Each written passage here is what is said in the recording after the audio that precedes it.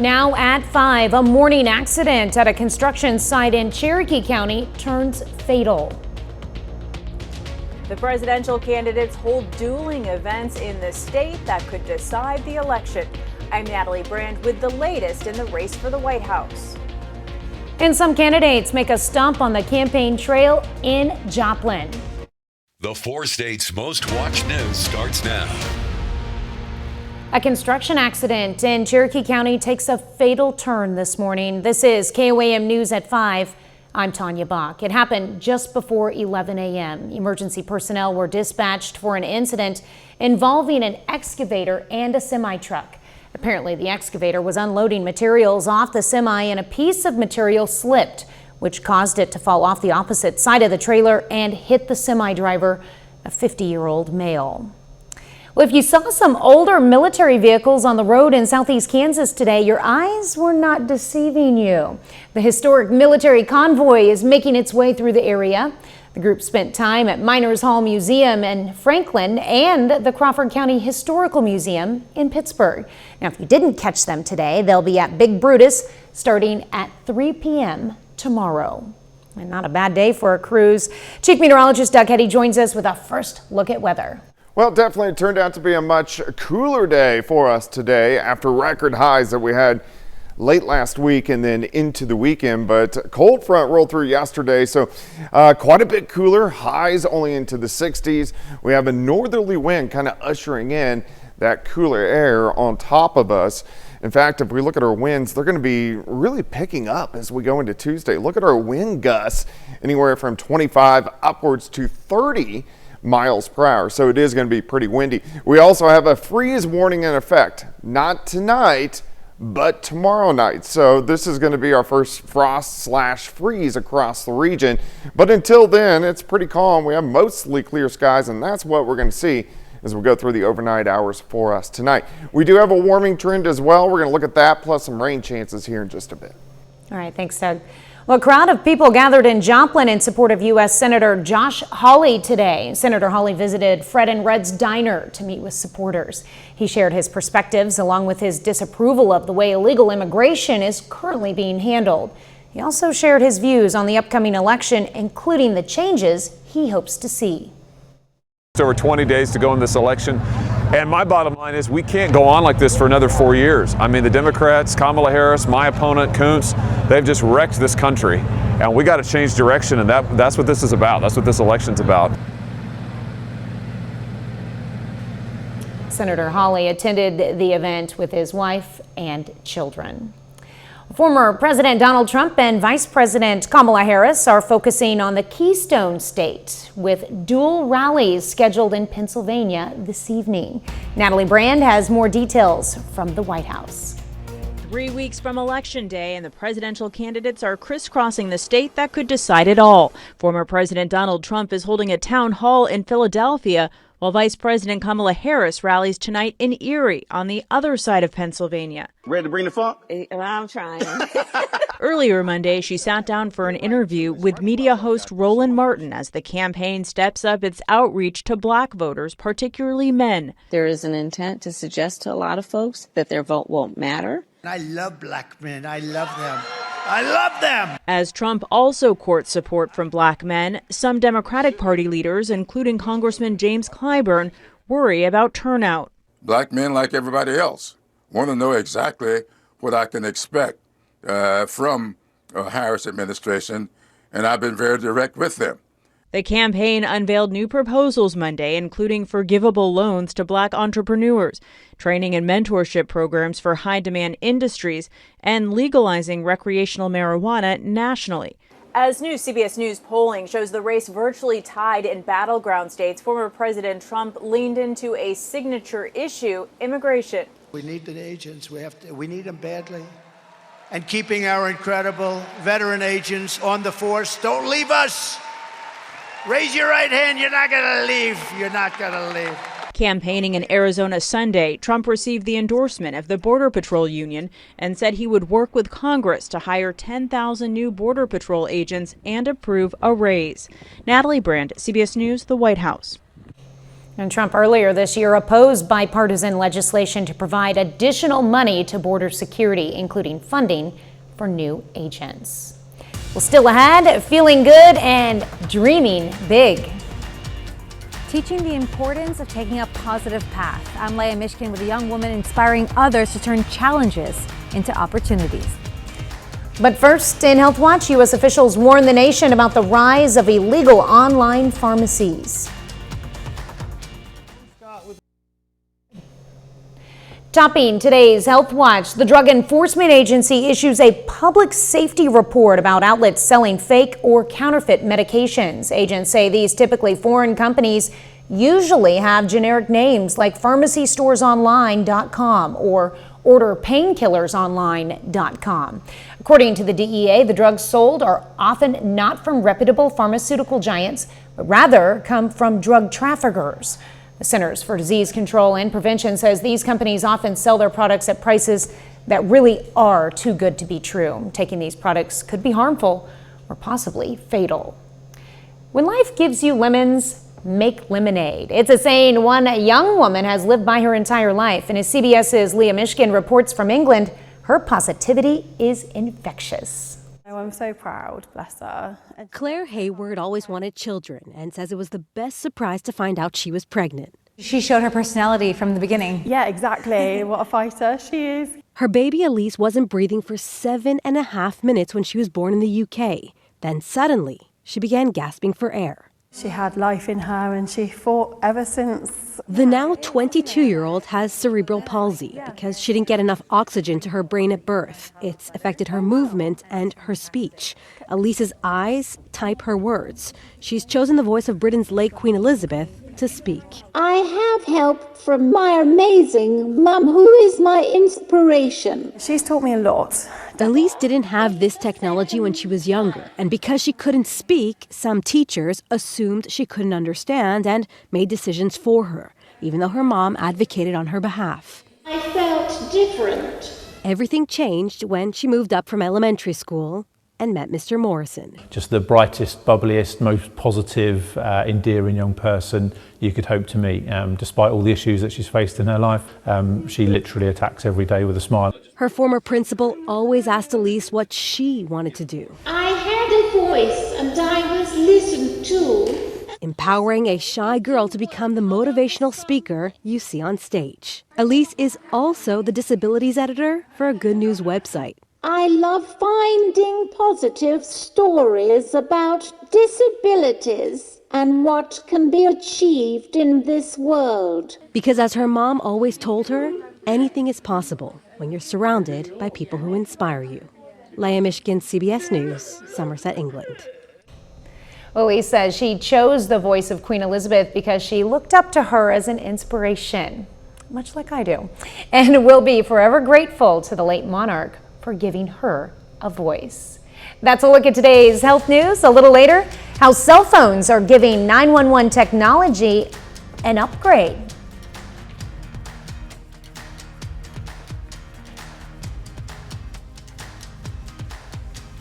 Details on a freeze warning.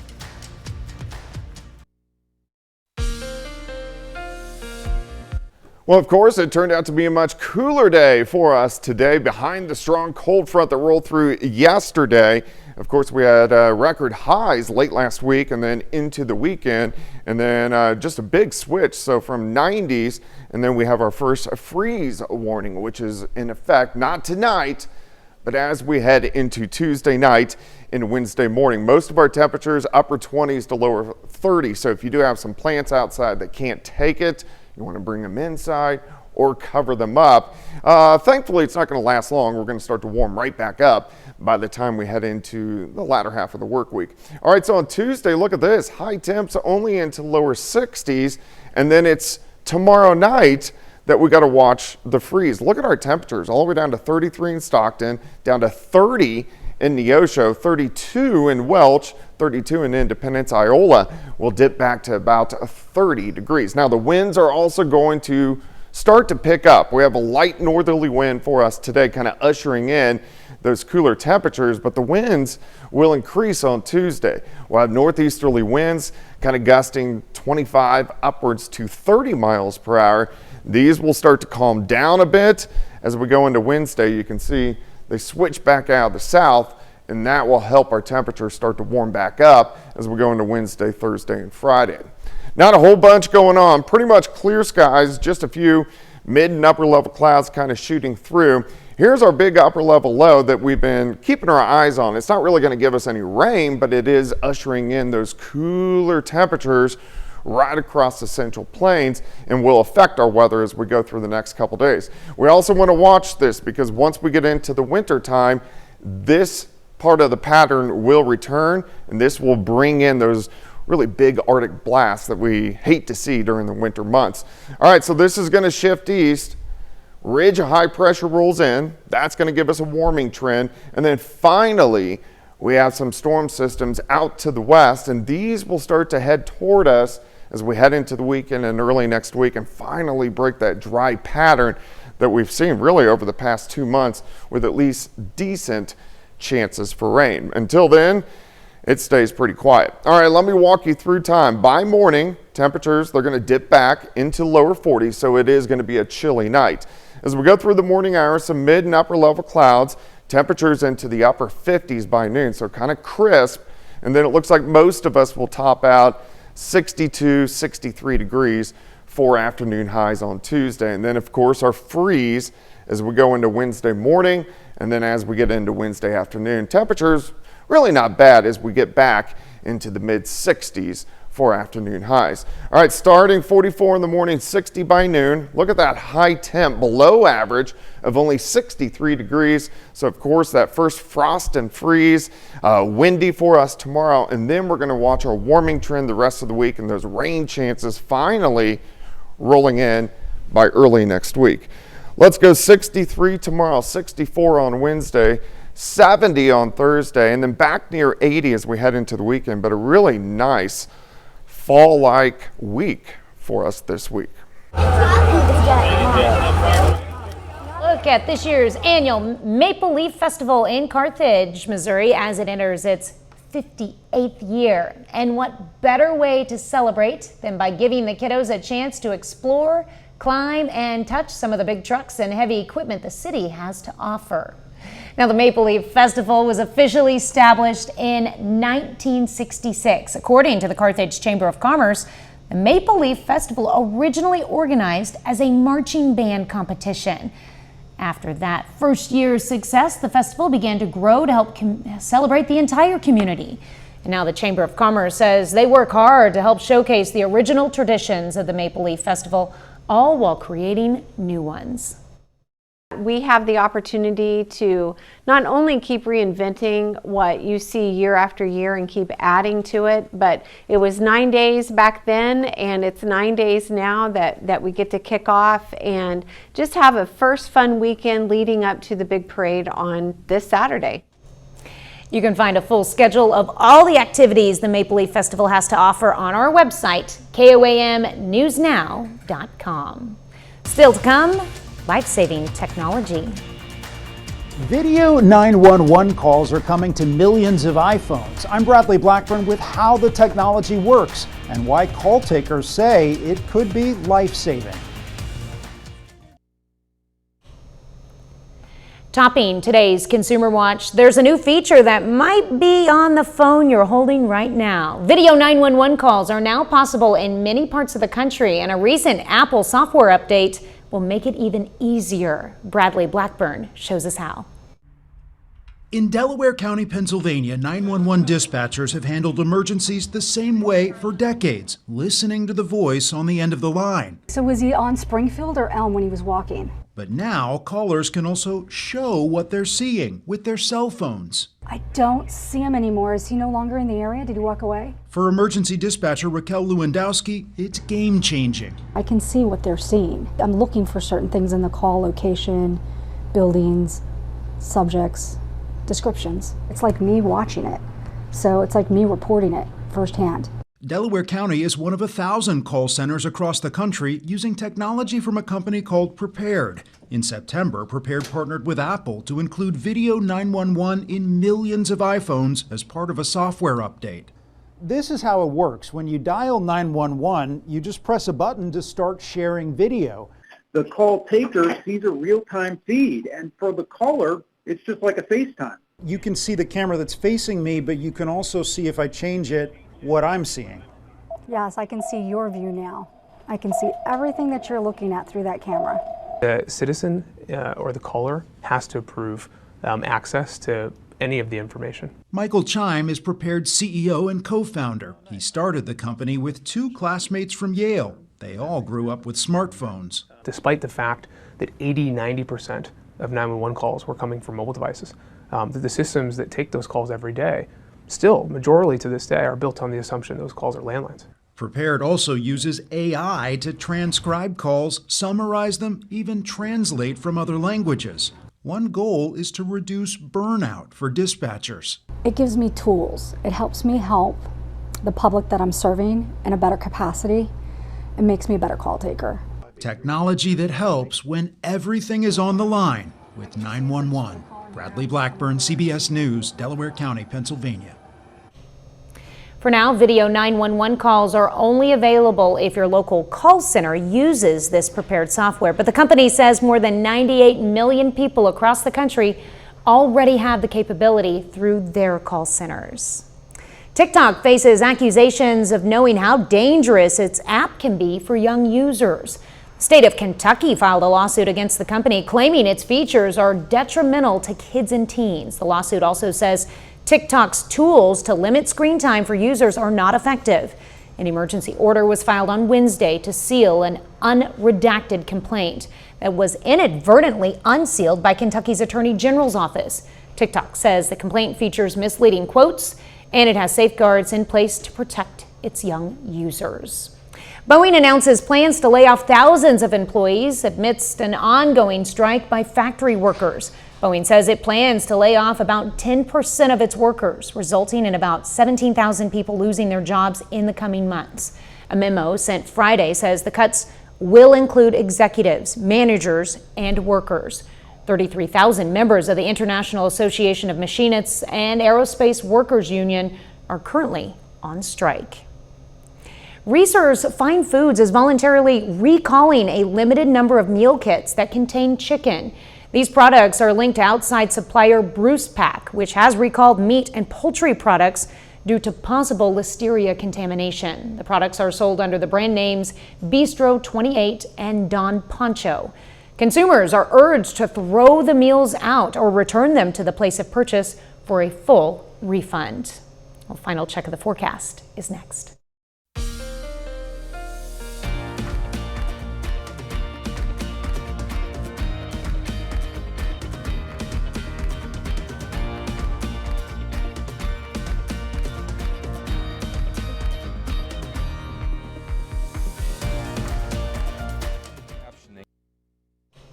Up next on the CBS Evening News, the future of the battlefield.